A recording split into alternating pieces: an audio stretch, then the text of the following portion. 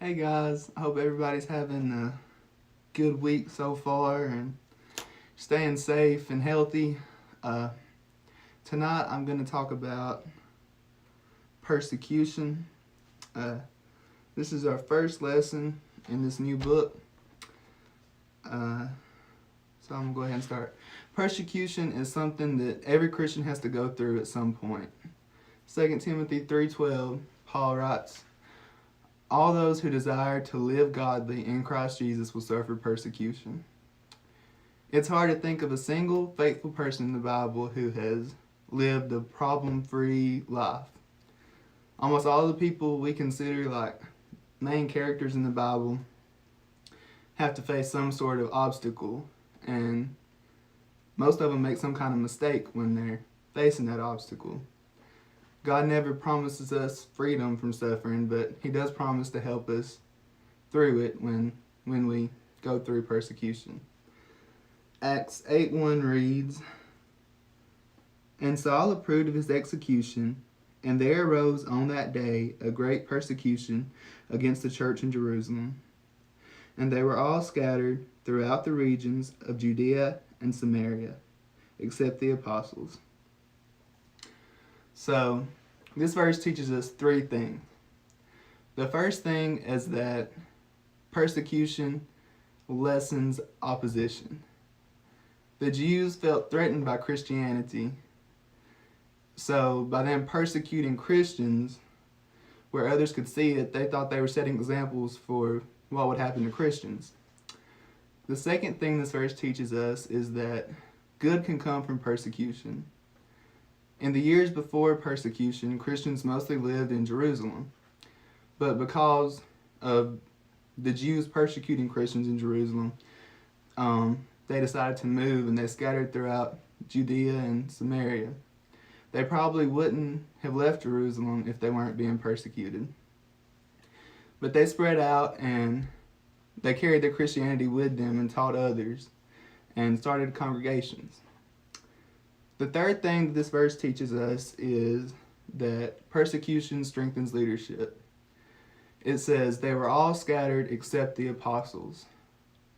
This means that all those congregations throughout Judea and Samaria had to have leaders other than the apostles. And they may not have been able to lead in Jerusalem because the apostles were already in the leadership roles there.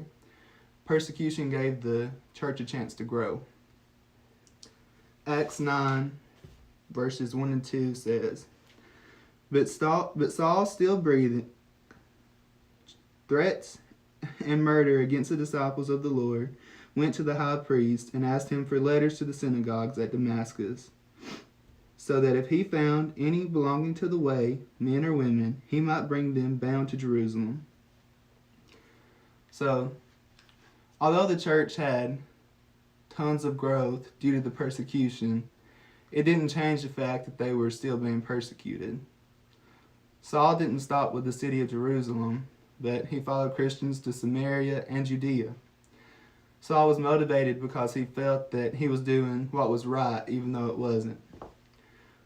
Our emotions can lead us in the wrong way sometimes. Sometimes we think that something feels right, but it's dead wrong. Christianity had become such a large threat to Judaism that the high priest helped Saul in persecuting Christians. Christianity had spread from Judea and Samaria all the way to Syria. And that's why Saul was going to Damascus. Damascus was a long way from Jerusalem. Some people believe it was about a 10-day journey.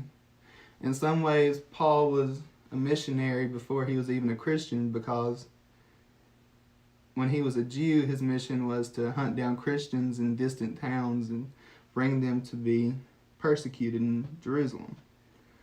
Acts 9, 3-8 reads, Now as he went on his way, he approached Damascus, and suddenly a light from heaven shone around him.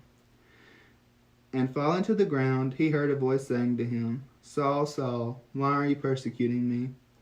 And he said, Who are you, Lord? And he said, I am Jesus, whom you are persecuting. But rise and enter the city, and you will be told what you are to do. The men who were traveling with him stood speechless, hearing the voice but seeing no one. Saul rose from the ground, and although his eyes were opened, he saw nothing. So they led him by the hand and brought him into Damascus. Some people really believe that this was an alien encounter or a hallucination, but I can tell you that other people don't hear hallucinations. Jesus said, "I am Jesus whom you are persecuting." When Christians go through persecution, Jesus feels the pain too. Saul felt immediate remorse for the things that he had done and asked Jesus what he needed to do to make it right. Saul was probably a pretty healthy man, seeing that it was his job to be the muscle for the high priest. But he wasn't only strong, he had a purpose because he was a leader.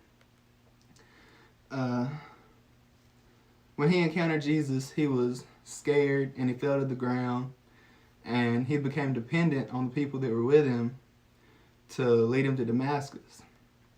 I know that I can't imagine being told that everything I believe in is false.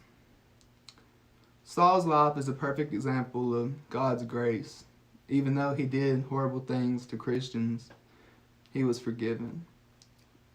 Never believe the lie that you or anyone else is too sinful for God's grace. I hope you all have a great rest of your week, and I hope to see you Sunday.